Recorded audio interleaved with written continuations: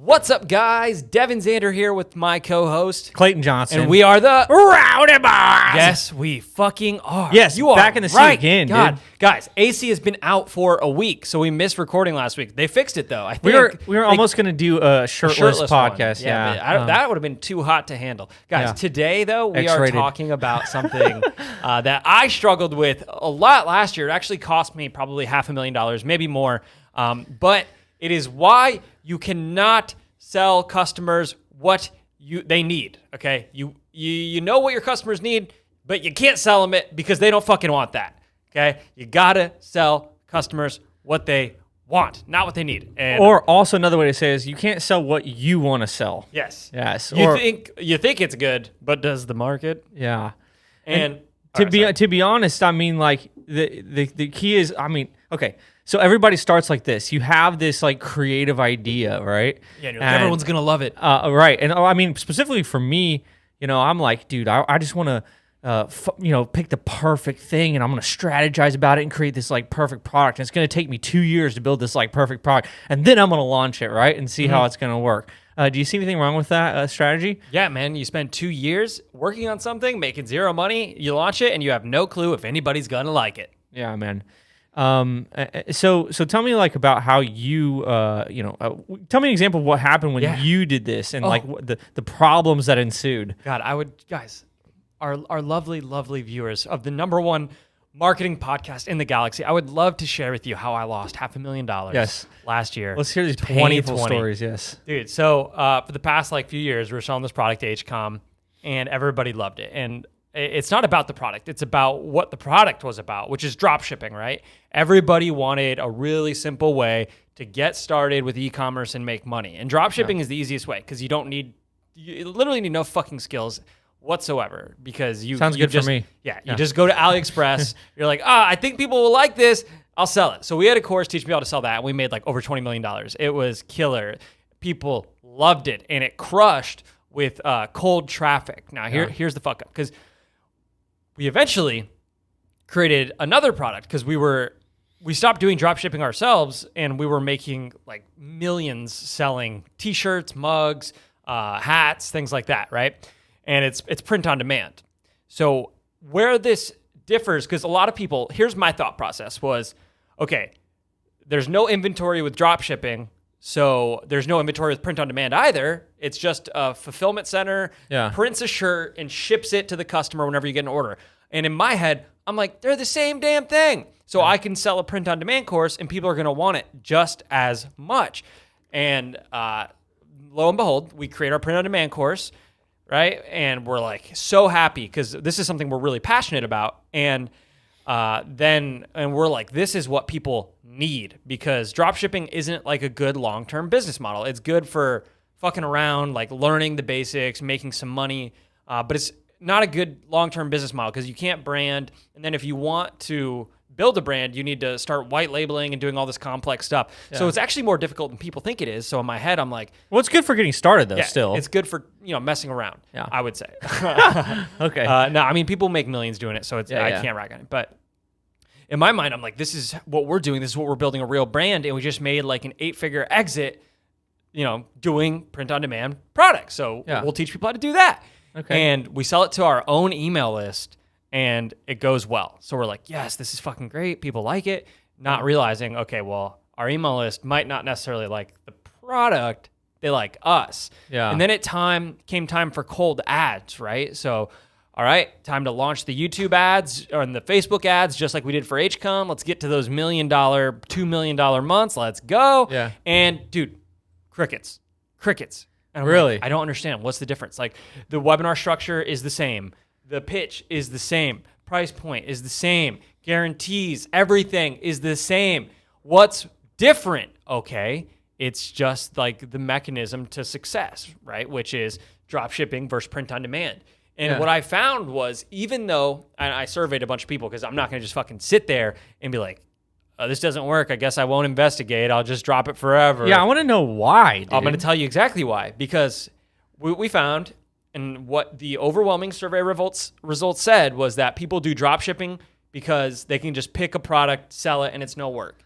But so with print on demand, they'd have to they actually create come something. up with designs, and then they have to hire a designer to make the designs. Really? Yes. So that was just a huge, and it's not that hard to do. Like So that's like a mental hurdle that they have to yes. get over. And we provide all the tools to make it easy, and we even provide product research tools, and we even provide like design tools that will do the design for you, so you don't have to hire a designer. Yeah. But it's just people don't believe in their own creativity, I suppose. And so they were like, okay, well, this just isn't going to work for me. I'm not creative enough. I can't come up with design ideas. Even if you provide me with a design tool, I don't know what kind of ideas, versus going to AliExpress and just, oh, this looks cool, I'll sell that. And then they use something like Oberlo or Smart Express, our app. Yeah. They just import it to their store, and then boom, they're done. They don't have to worry about any product Dude, development. It seems at like such all. a small thing, but that's crazy that, the customers, in their mind, that's such a huge hurdle for them to get over, that it would make the product, that So- would be the differentiator. And what happened was we spent all this time, all this money building out this course, and we made money off of it, thankfully, because we have our own email list. Yeah. But when it came to ads, just couldn't scale it at all. And then we lost out on a bunch of missed revenue because we weren't running ads for HCOM anymore, because we were trying this product instead, and we didn't want to spread ourselves thin. And then we missed the boat fully because then COVID came along and we couldn't even sell HCOM anymore because China shut down for business. So we lost hundreds of thousands, if not like millions of dollars in this interim period, because we stopped selling what people wanted and instead decided to sell them what they need. Now, we did find a way around this. Or though. what you wanted to sell them. Yes, Yeah. and that I suppose it is what I wanted to sell them, but it is also, in my opinion, what they need. Yeah. All right. Any e-com guys listen out this, you better be doing print on demand, because let me tell you a little something. Drop shipping is for wimps. It's for sissies. Do you have any more drop shipping courses that you're selling? Yeah, we still have HCOM. HCOM is really good. Just the ad section in it is just like outstanding. That's worth the price alone. The ad section is like 50 videos. It's definitely, when it comes to advertising, it's the best thing we ever made. So we don't necessarily sell it. We do maybe like once a year, but what we do is really we just give it away for free to our high level, like one-on-one or group coaching students, and we're like, hey, just go look at the ad section here. Forget the rest of it unless you really want to do drop shipping. I mean, we'll work with people that do drop shipping, right? But we did find a way to kind of defeat this problem. Yeah, right. That's what I really want to know is like, okay, you had the problem, now how do you fix it? How do you give the people what they actually want to buy? Yeah. Do you just do pre-made designs or what? So no, essentially it's kind of like messed up in a sense, but you just omit certain things. Okay. Like you omit the fact that they need to do designs, and then you give them what they need inside, which is the tool to do the design. Okay. So you're not like fucking anybody over or doing anything, but you omit the hard parts, and then you give them what they need to solve it. And it's not just that either, too. So we believe, and like, let's forget about the designs for a second, right? Yeah. We believe the most important thing to succeed with e-commerce, and realistically, like, I think you and I can both agree, the number one thing you need to succeed in any kind of business, we even talk about it on this podcast, is the right mindset, right? Yeah. So our whole first section, like a couple hours long, is just mindset content, right? Yeah. And they need to complete this to move on. And people bitch and they whine and they moan. They're like, do I have to complete the mindset? Can you just unlock it before they ever watch it? And guess what? After they watch it, they're like, holy shit, this was so valuable. This was the best part of the course. Now, here's the thing, though. If you try to do that in your pitch, you're like, oh, yeah, when you get in, because I see people do this, and I'm like, you don't realize how much money you're losing yourself. But they'll say, we have 2 hours of mindset content to get you in the right frame of mind. It's going to be so awesome. You're going to love it. People are like, nobody thinks they want that mindset no, course. I No, they don't- just want the easy hacks and the tricks. yeah, they're like, no, I'm not buying this shit. I don't want to have to sit through 2 hours of mindset stuff. Yeah. And then think about it. So what we do, no, don't think about it. But so what we do is we don't mention the mindset stuff at all in the pitch, because we know, and we've done that mistake before in the past, that people aren't going to buy because, or we're going to lose some customers, or conversion rate's going to drop if we mention the mindset stuff. But we just give it to them anyways. You sell them on what they want, and you give them what they need. Okay?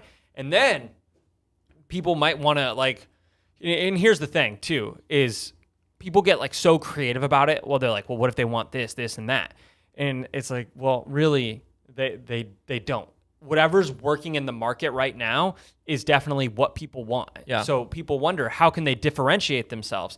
And really, the best way to differentiate yourself is just to have the best fucking product. Because if you have the best product, then you can make better refund guarantees than the competition, and you'll be so confident about it. You'll have more testimonials, and just when you're talking, like when you're selling your product, you literally will talk about it differently. Yeah. If you are 100% confident in your product, you are going to talk with more conviction, unless you're just like totally have no soul, which maybe some people do. I don't know. But right, like you don't need to differentiate yourself that much from the competition. Like in e-commerce, we're all selling the same shit, right? How to build a profitable store within X amount of time. And what differentiates us is, number one, we made a lot more money than all the other coaches doing it. And number two, we have a lot more success stories than all the other coaches, right? And then we throw in tools and software and stuff like that. But that's really just an objection handler, okay? It's not a unique differentiator. Yeah. It's just how we handle objections before they arise.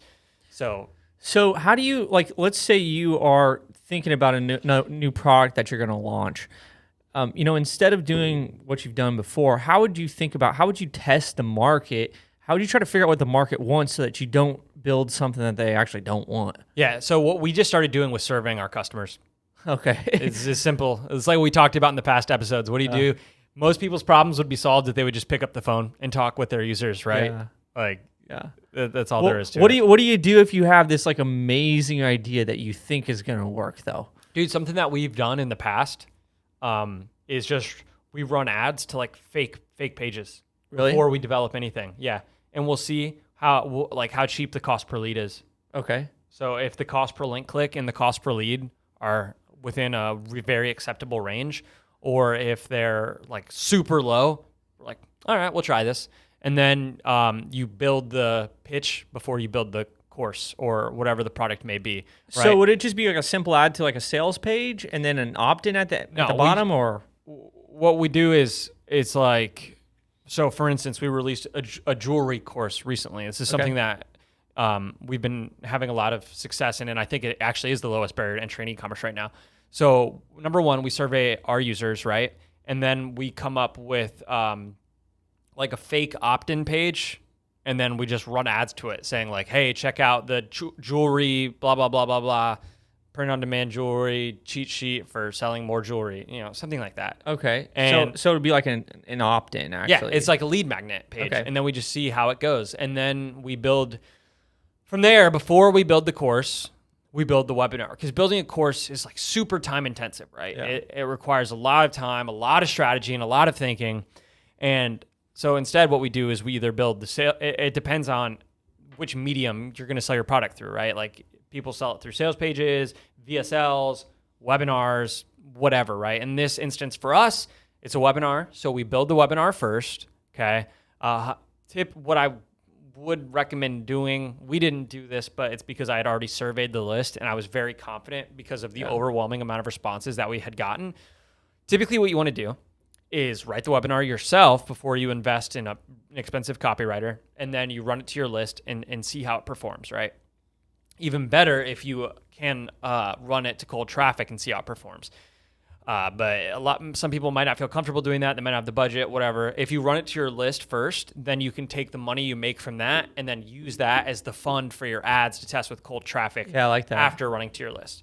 And then you can just test out and see what it's like, see what the response is. And if the response is really good, then you can start building out the course. Or alternatively, have the first week done, run ads to it, see what happens. And if people buy, and if enough people buy that you're happy and you decide you want to move forward with it, then you continue making the course. If not, then you refund those people who do buy and just say, hey, we decided that this isn't necessarily working for us. Sorry about that, but here's your money back. And maybe you'd be interested in something else. Yeah. Right? So this latest product that you did with the jewelry. Yeah. So is that something that you surveyed your audience to figure out that would be a hit as an offer? Yes. And then did you actually run ads pre-doing that? Or how did you make the decision that, okay, yeah, this is actually good enough for me? Yeah, so actually what we did was we ran like pre-launch webinar a couple months ago. So we just released the product in what is it, July? At the very beginning of July. I think we launched it on July 1st. But this was back in like March when we started working on it, because we were about to pay our copywriter, and it wasn't like a ton of money. It was $10,000. So we're about to pay him. We're like, okay, but before we do this, let's run just a training webinar, and let's see like what the cost per registration is, and like how many people actually show up, and how much people love it and are excited about it.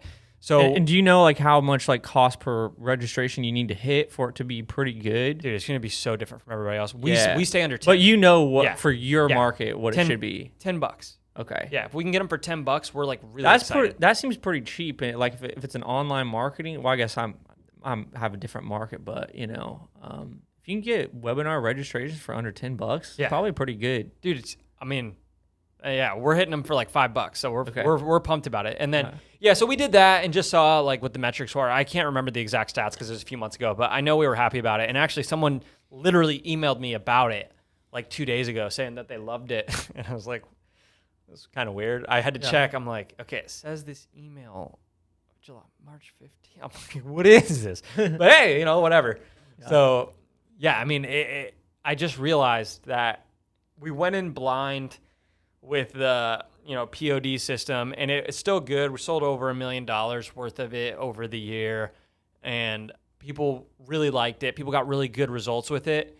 But if you were to compare it to, I mean, like with the jewelry thing, we're gonna pass it probably within the first a year's worth of sales within 2 months, and it's just because we took the time to really understand are people interested in this, and B, how to position it the right way.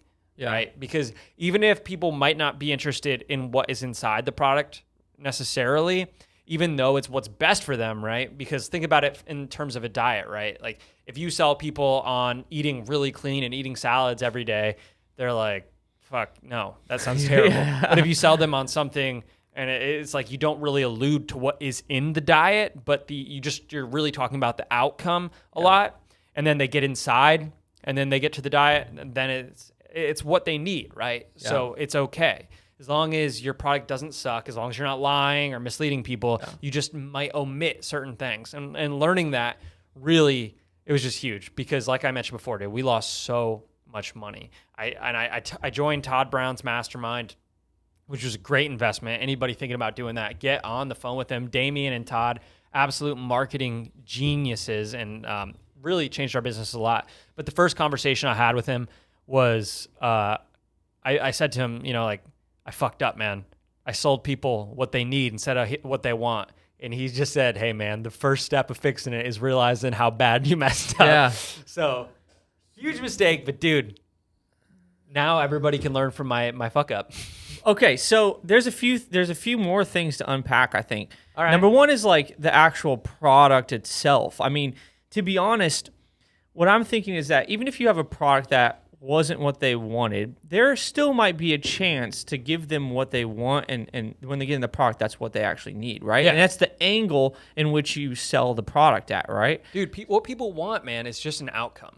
Yeah. I don't think that they want anything within a product, right? Unless it's, no, I mean, they don't. Literally, they don't. I was going to think of like maybe people really want a Rolex or the Ferrari. No, they don't. They want how it makes them feel. They want people to look at them. Yeah. As long as you're providing a vehicle to the outcome, I don't think people care what's in the product, dude. Like you could think about this. You could be like the complete fucking asshole, and as long as your stuff gets people results, people are going to appreciate you and love you.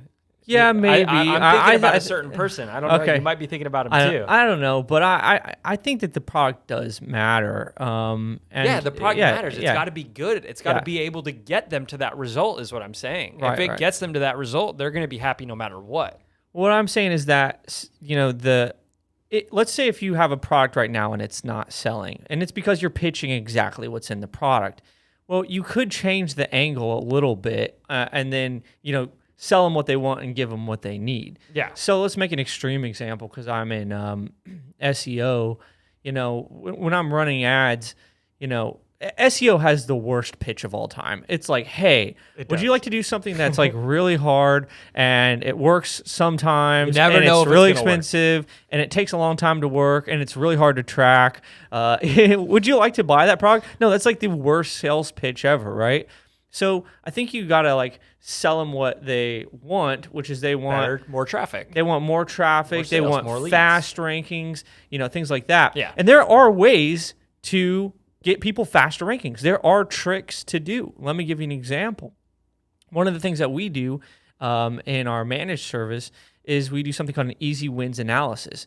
We take a look at your website and we can use our tools to see what kinds of keywords you're ranking for on the bottom of page 1 or the top of page 2. Yeah. Those are keywords that Google the already low-hanging likes you. fruit. Yeah, Google already likes you for those. You're already kind of ranking, but you're just not at the top yet. And we can boost those keywords up a lot faster than if you just were to create a brand new page, right? Yeah. So there are ways to quicken the results. So instead of leading with the horrible lame pitch of what SEO really is, it takes a long time to see results. Instead of leading with that, I can lead with things like, hey, do you want faster results? Well, we can do this, this trick. It's called the easy wins analysis, and that will pull people in because that's what they actually want, and then Yeah. get them on what they actually need a little bit later on. So maybe if you have a product that you're just trying to sell, like, hey, we have an SEO service or we have whatever, and you're just trying to sell it as it is, maybe changing the angle up front can actually help incept people in. Great, bro. You just created tons of new competitors for the Hoth. Well done. Yeah.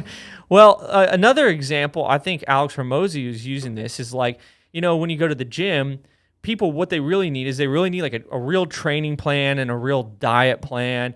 But that's lame. People don't want to buy that. What they want, what people love to buy, are these like Supplements. these boot camps. Oh, the booty yeah, burn yeah, thing. like maybe like a 7-day boot camp, or they also want to do a juice cleanse. People Yes. love these cleanses and stuff like that. And that those aren't really going to fix your problem.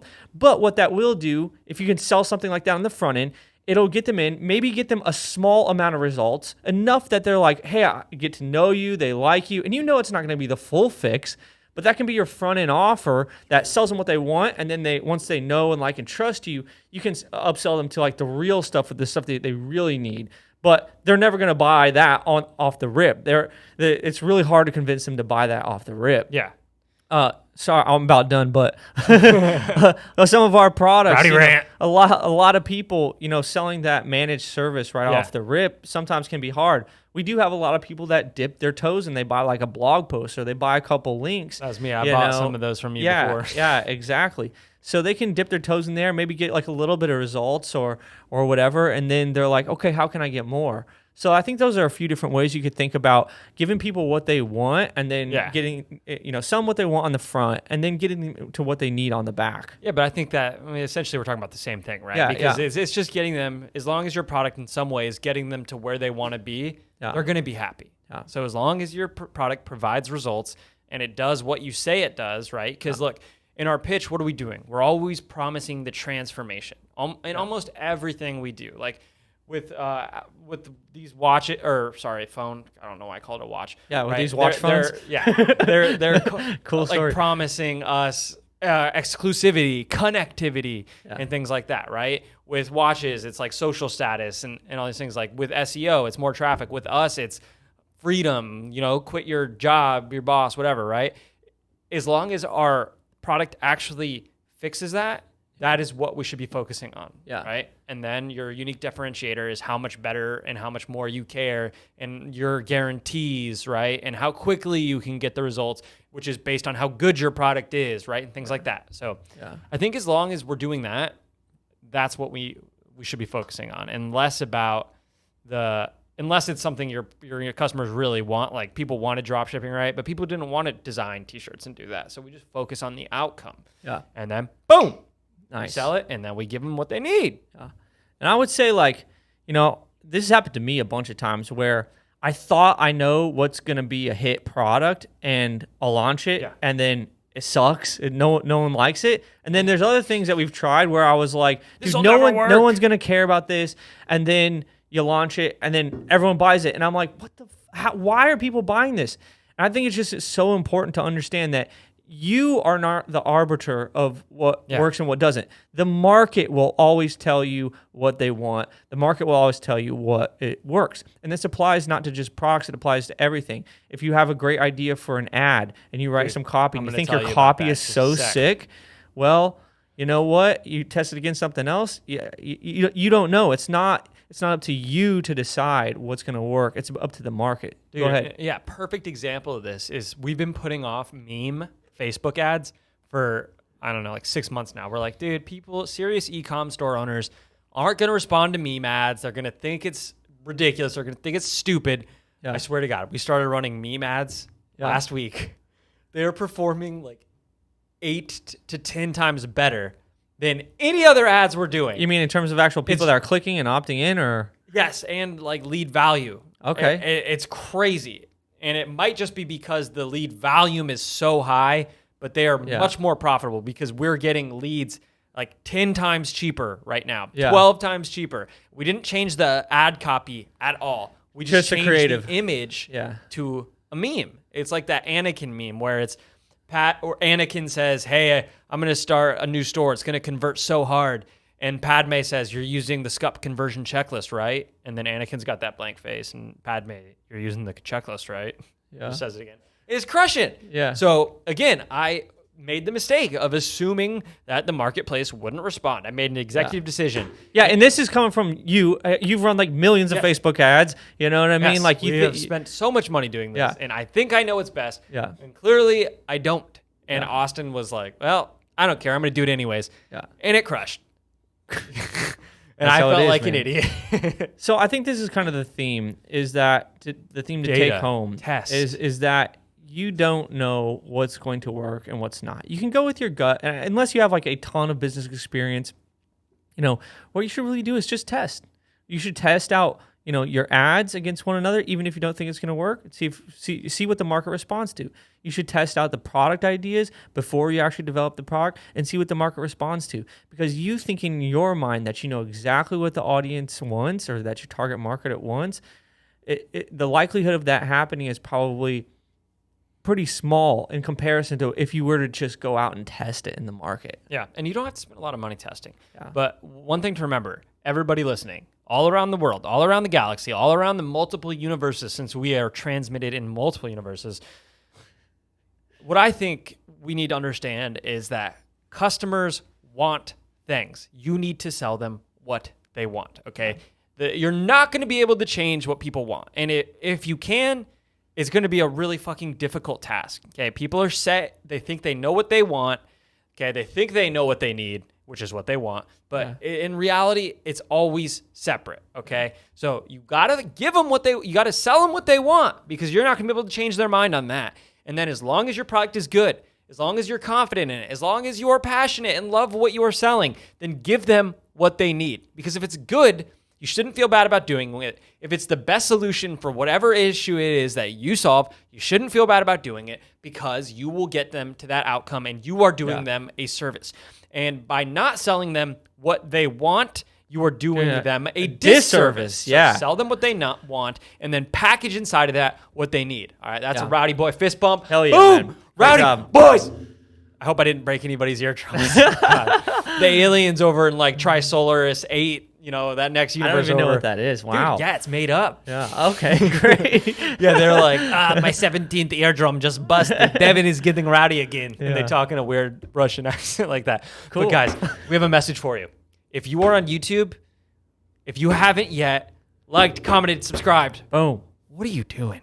What? What are you doing with your life? If you are on YouTube, please like, yo, we got to comment, give a shout out subscribe, ring to, the bell. to our man James. Yes. Yeah. Shout him out, bro. James. Shout what out is James. it? Tudsbury? Yeah. Dude, he's leaving a comment every single one of our videos, and I love it. And as soon as we get some rowdy gear, we're gonna send one to you. So we need to get your address. You just ordered some? Yeah, let's get that. James, let's look at the camera. Let's look at Yeah. James together. Look right in the lens. James, We're gonna send you just rowdy want you gear, to know, bro. We appreciate you. we consider you our first actual real fan. And although there's probably some other guys, but they're not like, commenting, and subscribing, and you are. We recognize it, and we're gonna send you some cool shit, man. We need your Thank address. you. So James, So, we need a appreciate DM that. or something. Everybody else who isn't James, what are you guys doing? What are you doing? Like, comment, subscribe, We ring need the some bell. You comments. could get some cool Yeah. stuff too. We have really sick hoodies, some shirts. Oh, we got some We're working slick on hoodies coming in. hats. Oh, wow. Oh my It's going to God. be so good. If you're on Damn. Apple Podcasts, make sure you give us a 5-star review and leave a comment with your review. Someone did do that, but it didn't have a name. I would actually like to send you some stuff too, because that was the first text review we got on Apple Podcasts. It made Sick. my heart flutter. So if you're Love listening on it. Apple Podcasts, make sure that you subscribe and leave a 5-star review. And if you're on Spotify, the absolute worst podcast platform, because you can't leave a review on it, just make sure to subscribe. Maybe one day, dude. But if you do listen on Apple Podcasts, Spotify, maybe download Apple Podcasts, then just go leave a review, tell everybody it's great, and then delete the app and go back to Spotify. Wow. But the Okay, point got is, some hate. like, comment, Damn. subscribe, Yes, 5 yes. stars if you can, and then head over to rowdyboys.net. That is ROWDYBOYZ.net. Hell yeah. Sign up for our email list. We'll send cool promotions, let you know about cool things. Not promotions as in we're going to sell you stuff, but like An exclusive yeah, content. exclusive content. It's actually Clayton shirtless. Yeah. Guys, this has been a Rowdy Boys podcast. I'm Boom. Devin Zander. This is, Clayton Johnson. and we are the Rowdy Boys. Let's go.